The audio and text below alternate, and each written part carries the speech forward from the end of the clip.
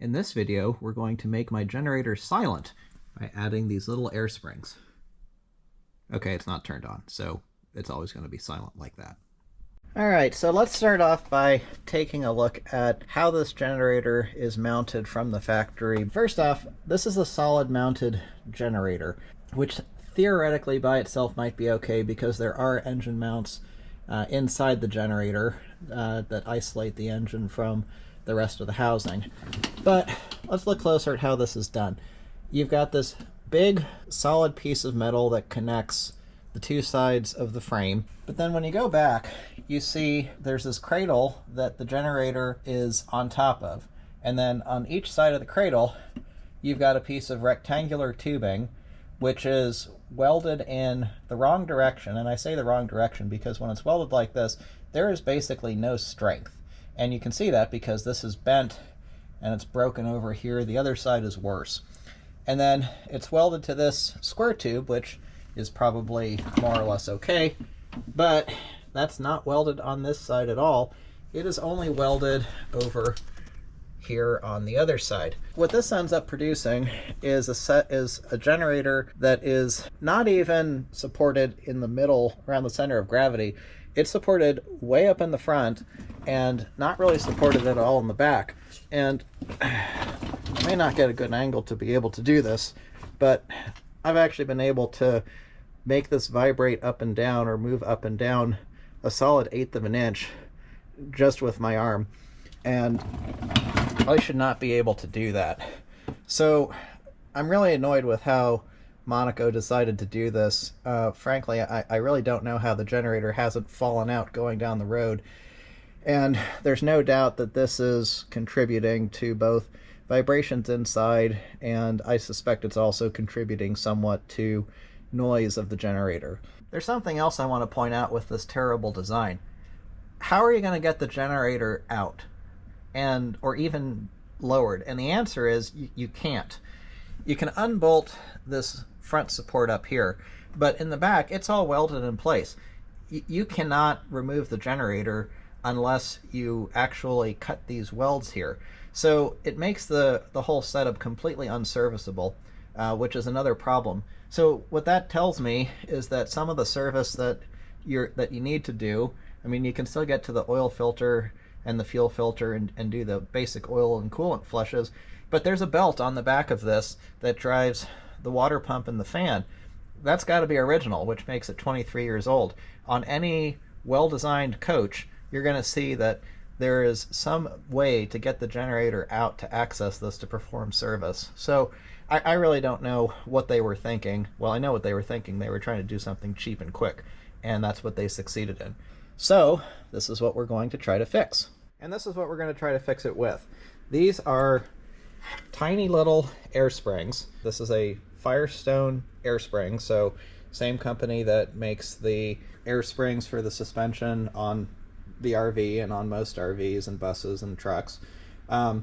These are just smaller, and these are designed not only to be springs that support, but also intended to be vibration isolators.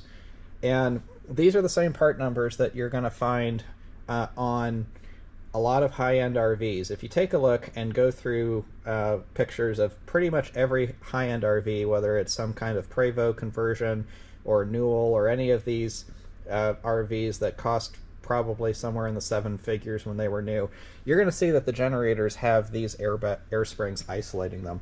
Now, they've done a lot of other things to try to help reduce sound and isolate the generator from the outside, but I'm going to go with this one because the fact that all of them use it tells me that there's got to be something to what they're doing. So basically what we're going to have to do is fabricate a cradle similar to what's on there already, but change it up a little bit. And then we're going to have to make essentially another cradle. So the cradle that attaches to the generator is going to have these springs attached to it on the top. Then another cradle on the bottom is going to support them on the bottom. And then have to plumb up the air, which we're going to get supplied from the air system on the bus. And then we'll see if it works.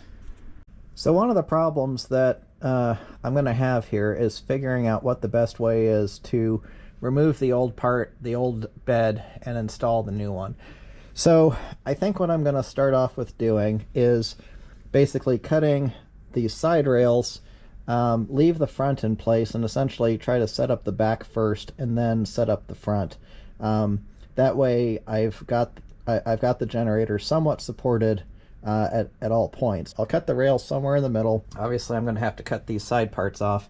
Then I'm going to drop those out, make sure that the generator is supported in the back from all of this. I'm just going to use a floor jack or something like that to do that. And then I'm going to fabricate the rear mount, and then I'm going to basically duplicate that with the front mount and tie it all together. So let's get started. Alright, so you can see that I've got the generator supported with a floor jack. I put a 2x4 on top of it to spread out the load a little bit, and I lifted it up with the floor jack first to get it more or less level. And you can see from the earlier video that it's gone up probably about 1/4 of an inch or so from that. And look at the top part here, that's more or less level. That's probably how it was installed in the first place. So now what I'm going to do is just go through with the Sawzall, see if I can't get this back half of the frame out. The middle part is probably going to be the hardest to do without hurting anything, but let's see what we can do.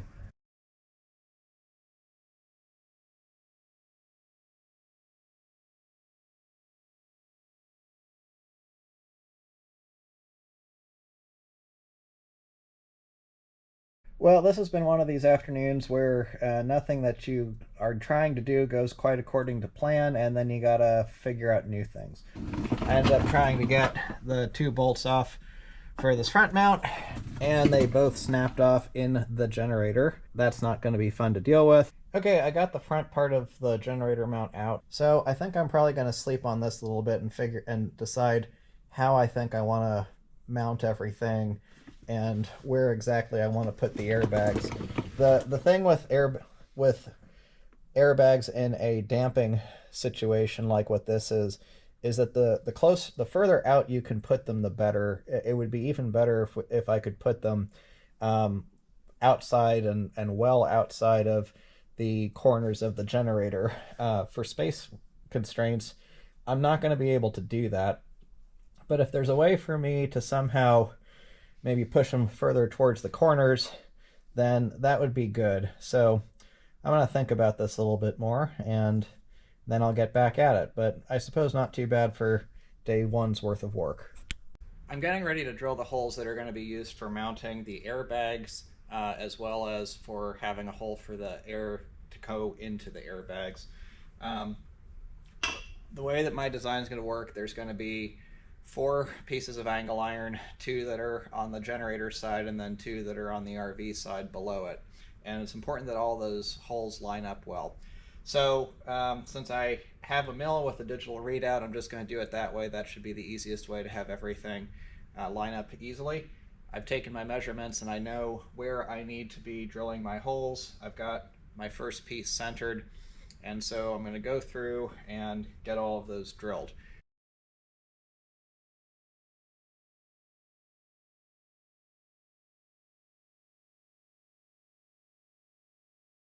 Well, that's lined up really well. So I'm probably going to have to enlarge this center hole for the air, but I'm just, for convenience at this point, I'm just drilling the hole with the 3/8 inch bit. If I have to enlarge it, that's easy to do. So I'm just going to finish these up now. Okay, so I just wanted to mock up here and first off test to make sure that my fitment looked like it was doing what I expected it to, and also kind of show you what we're going for. So I bought these polyurethane bump stops. Really no reason to go with polyurethane, but I found them on Amazon and they were pretty much the exact size that I was looking for. And the reason I'm putting these in is because if there's some kind of lack of air supply or otherwise failure, this provides a stop to prevent the air springs from over compressing too much. Firestone says that you should have stops in all directions. I'm really not worried about forward, backward, left, or right, or up for that matter. But down I am kind of concerned about, just because you know the system will have times where there's no air in it. So these are 2 inches tall. They're the right height.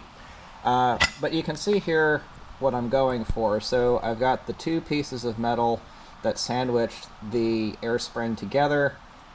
I've got it bolted on both the top and the bottom, and then you can see on the top here I've got a hole for the air line. I went to my local hose shop and got some official DOT approved air fittings. That's something that, especially because this is going to be hooked up to the main air system on the bus, I definitely didn't want to cheap out on, so went and got the good stuff. They do cost it though. So I think this is going to work just fine. I did have to drill out the holes for the air fittings. These are a little bit over 5/8 inch diameter to make it so that this fitting can go through. So I'm going to get this finished up and keep going. I think after looking at this a bit, I finally figured out what I'm going to do. So the end result has some similarity to the original setup, but it's overall better designed. So I'm retaining the cross brace in the back, the angle iron, that's 1/4 inch instead of 1/8 inch. And then originally there was a cross brace here. And so what I'm doing is I'm going to move a brace up here further forward. And a lot of that's because both of those bolts snapped off in there. Originally I was going to do a brace here and then a brace all the way in front. And the more I looked at it, the more I thought that that really wasn't going to end up being necessary. Especially with this being 1/4 inch, this is going to be well supported. And remember, each airbag is only going to be supporting about 100 pounds worth, which for 1/4 inch angle iron, that's really not much at all. I've got everything mocked up in place. I'm going to put a couple of tack welds in, weld the whole thing together. This forward brace, I'm going to drill some holes into the bottom. This part up here, I can drill through just fine. I'm not going to be hitting anything or getting in the way. And then I'll put some bolts in. One on this side, one on the other side. And then once this is all in place and welded, I'll paint it, and then I can start working on the bottom. But end result of this I think is going to work out nicely. So let's put a couple of tack welds in, and then I'll get this down and weld it up. Okay, so I got the top frame out after tack welding it. So now we're just going to go ahead and weld the whole thing up. It takes a little bit of jockeying around to get it out because you have to support the generator from the bottom, and while it's supported from the bottom you have to slide this out, so you end up having to change your support around a little bit as you get the thing out, but it's really not too bad. So alright, let's get to welding, make some sparks.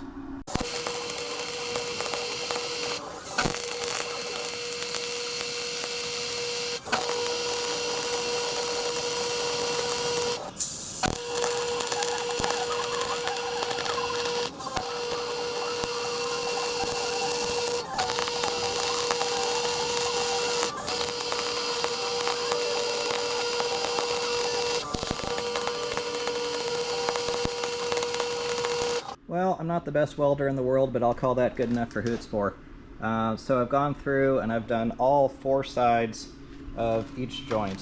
Nice and solid, no flex.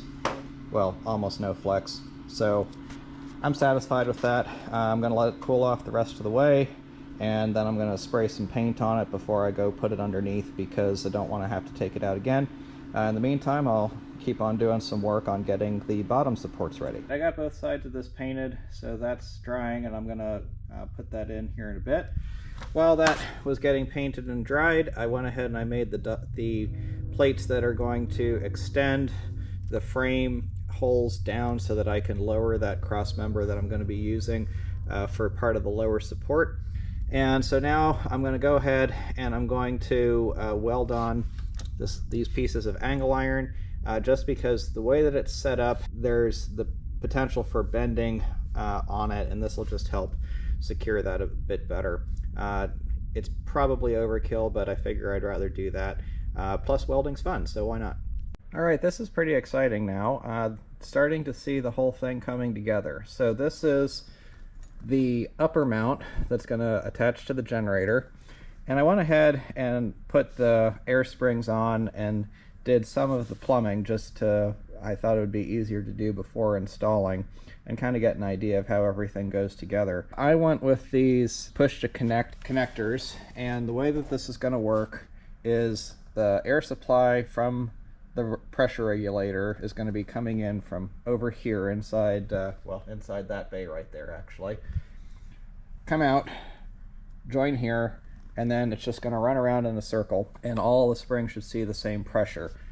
I'm going to have the crossover hose go at the front of the generator, and it seemed like that was probably going to be better protected overall, and also be further away from the exhaust. The exhaust is in the backside, so don't want to risk one of the lines getting near that. I'm going to drill a couple of holes so that I can better retain these air hoses.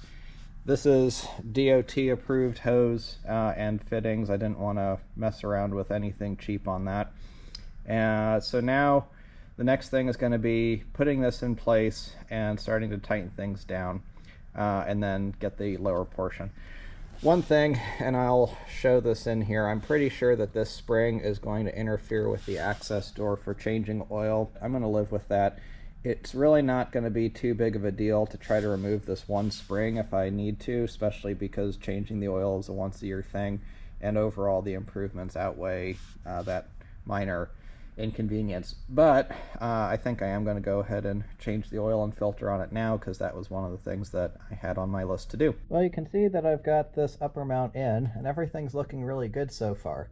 I've gone ahead and I've finished up the plumbing, and something I didn't show earlier is that these quick disconnects I got are really nice and really easy to use. The hose has a nice solid connection, and then to pull get it out, you just push in on this part and it comes right out. So really really nice one-handed operation that'll be good for servicing. You can see that what I was talking about earlier with the one airbag interfering with the servicing door opening is correct. That said, with as easy as it's going to be to remove the bag, that's really not going to be too big of a deal. Up here, I drilled 2 holes for 1/4-20s, and I'm going to drill a 3rd hole over on the side here, and then the mounting is going to be completed. So then it'll just be time to do the lower mount and get all that mocked up and welded together and things like that. But this is looking really good. All right, let me catch you up on what I've been working on. As you can see, I've been getting the lower mount together, and it's all still mocked up here. There's been a whole lot of installing and removing these lower rails to try to get everything exactly right, and I'm pretty close to being able to start the tack welds and then pull everything out so I can do the full-on welds. If you look closely, you can see that I took the angle grinder and I got out those 1/8" wall square tubes that were only welded on one side, that were holding up the back of the old generator, or back of the generator and the old mount. So those are gone. I'm going to be replacing them with these angle iron 1/4" wall. And then if you look, this here is the back cross rail that's going to support the lower rails. And so what I did was I just put the rails on the milling machine, and I got this slot in on either side, so that this angle iron can just kind of rest in there very nicely, and the welds will have some structural aspect, of course, but for the most part the setup will just be able to support itself. Up here in the front, I've milled out slots so that this rail will go down and just kind of slide over this big cross member, and I've got everything pretty well close to mocked up. So what I'm going to do next is pull the cross member out, take the angle grinder and grind off all the finish and such so that I'll have a good place to weld to, and then I will put it back in, get everything where I think I want it to be, and start tack welding. All right, everything's mocked up and ready to put a few tack welds in place. Then I'll take the lower mount out and weld it all up properly and fully. Time to make some sparks. Well, a whole lot of sparks later, you can see that at all the joints I basically did every joining surface, or every mating surface that existed between the 2 pieces of metal. And this is really strong now. If I pick it up, I don't feel any flex in any direction with this, which is what you want. You want something nice and sturdy. Even these bars sticking up in the back that are going to attach to the frame, these are nice and sturdy because I welded them all around. So I'm happy with this. It's cooled off. Now I'm going to throw some paint on it before I throw it into the bus. Well, as you can see, everything is installed. I think it actually looks pretty neat and tidy. Got maybe a few touch-up places to get out with some spray paint. On the whole, I think this installation is pretty clean and it's accomplished all the objectives that I set out to achieve. At least from an install perspective, we'll see how it runs. When I first put air to the system, it seemed like this bag here was a little bit taller than the others. Now that everything is in, it seems like it's evened out a little bit more. It's still a hair taller, but not by a whole lot. So I ended up setting it to about 13 psi, and that's given me what amounts to an average of about 3 inches of ride height, or working height on the springs. It comes out to about 2 3/4 or a little bit above for the rear springs, and pretty much right at 3 or a hair above for this one. This kind of makes sense because the weight distribution on the generator is not perfectly even. But you can see here up front, I've got the big plates that hold everything in. These are really sturdy with the angle iron welded to it. There's not going to be any flexibility in it, and so this will also provide whatever structural reinforcement was supposed to be provided by this cross brace, which I reused for a mount for this. The front portions of the supports for the springs are cantilevered a little bit, but ultimately not too badly. And I have everything welded in here on all sides for both of them. You can see I put a little piece of 1/4 inch thick steel on the side to help brace it. The reason that I did that in some locations, that one over there, and then I did on the 2 back sides, was that when I cut the slots for this on the mill, I ended up being a little bit oversized. If I'd taken some better measurements and spent some more time on it, I probably could have gotten those slots more perfect. And if I were going to do it again, that's probably what I would do, but in the end, this is just fine. I was originally going to go with 3 bolts on either side for these rear braces. I decided on 2, and I did that for a couple of reasons. First one is I really don't think that it needs more than 2. You know, each corner of this is only 100 pounds roughly, and 2 3/8 inch grade 8 bolts is more than enough to support that in shear, even with any kind of shock loads. But the other thing was that by the time you're drilling through 1/4 inch steel and then drilling through the frame, which I think is 3/8 inch or so, that's a lot of steel to drill through with a hand drill, and I just didn't really want to do that. The polyurethane bump stops, those are installed, and those look like they are going to work exactly how they're supposed to. The air lines are all plumbed up, and yeah, really happy with how this has come together. So next thing is going to be to see how it works when I run it. Moment of truth, let's see if we can tell a difference.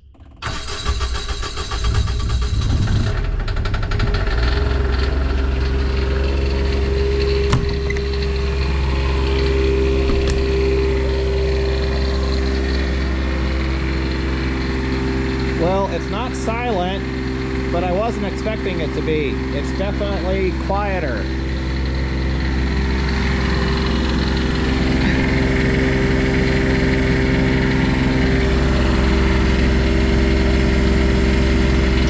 And if I feel the generator, I feel the vibrations. If I feel the rest of the frame, I don't feel anything.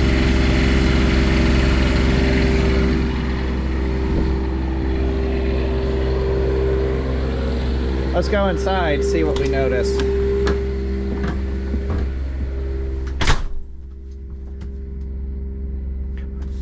No vibrations transmitted at all. Absolutely none. I wanted to give a few parting thoughts about this project. First thing is, this was a lot of work, no matter how you slice it. Fabrication is slow going. You have to take a lot of measurements. You have to make cuts. You have to think about how everything needs to go. And this changes along the way. And no matter how you look at it, fabrication of something new, even if you're copying another design, is going to end up having some large amount of time that's invested. I spent quite a lot of hours on completing this project. That said, it has effectively done everything that I was expecting it to do. I did not expect this to make the generator silent, and it has not done that. However, it has virtually eliminated vibrations inside the RV, and it has lowered the outside noise level by about 10 decibels. The only thing that I've noticed with this so far as an issue is one that I expected, which is that after sitting overnight, the air had bled out of the system, and then the airbags had ended up sitting on the bump stops. One thing to keep in mind is that when you see the high-end RVs that use air in a lot of different applications, they actually have electric onboard air compressors so that you always have air to feed those things. I knew that that was something I might have to consider doing on this after doing this modification, because the whole point of it is to have the generator always on the air springs and suspended by them, and the bump stops are only supposed to be there to prevent the springs from getting over compressed. So there's a possibility that I'll have to add an air compressor in there, but I'm going to see how it does on a couple of trips before I make that decision. Whenever you're talking about noise reduction, there's no single item that you can do that's going to be a silver bullet that gets all of it. Noise reduction is something that happens systematically. You have a number of things that will influence the noise production, and there's a number of different things that you can do to reduce the noise. This is only one of the things that I plan on doing to help make the generator quieter, and it's certainly been very successful. When you take a look at high-end RVs that I was essentially copying with this air spring setup for the generator, they have dedicated generator bays that have sound insulation all around them, and the airflow for cooling and for the engine is very intentionally routed to try to keep that noise down. Not only does this not have any of those things on it, but this is a setup that can never be super quiet. And I say that because if you look where the generator is, and you can see some of this from the door being open, but crawling around underneath you can see even more, this is essentially a giant echo chamber. And so whatever noise the generator is going to produce is going to be bouncing around in the nose of the RV, and then somehow going out around the bottom. So I will never get this virtually silent like what you'll see on some newer, higher-end RVs. But if I can get this to the point where it's much, much quieter, much, much more tolerable to be around, both for myself and for anybody else who happens to be camping in a similar location, then to me that's a win. Ultimately, there's nobody who likes hearing the sound of a generator. It's something that you have going because you need it for power for various items within your RV. So anything you can do to try to reduce that sound is going to be not only more pleasant for you, but more pleasant and more neighborly for other people in the area wherever you're camping. So I hope that you found this useful, and if you've had generator sound issues or vibration issues that you're trying to address, I definitely can recommend giving this a shot. I have some other plans for things I'm going to do for this in the future, and I'll put those into separate videos, so stay tuned for that. Thanks for watching. Leave any questions down below in the comments.